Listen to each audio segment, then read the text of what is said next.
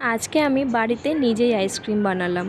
তো এই কয়দিন তো আমাদের এখানে ভীষণ গরম পড়েছে, তাই ভাবলাম যে বাড়ির সবাইকে একটু আইসক্রিম বানিয়ে খাওয়াই। তাই আমি এখানে পাকা পাকা 3টে আম নিয়ে নিলাম, আর আমের ভেতর থেকে সেই বীজটাকে বের করে ফেলতে হবে। তো আমি সেটাই বের করে নিলাম, আর ভেতরে যে আমটা ছিল আমি সেটাও বের করে নিয়েছি।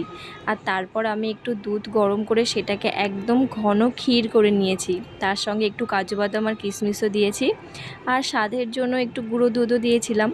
আর আমার তো গুঁড়ো দুধ খেতে ভীষণ ভালো লাগে, তাই আমিও একটু খেয়ে নিলাম। তারপর যে আমটা বের করে রেখেছিলাম সেখানে একটু পরিমাণ মতো চিনি দিয়ে মিক্সিতে একবার ঘুরিয়ে নিলাম।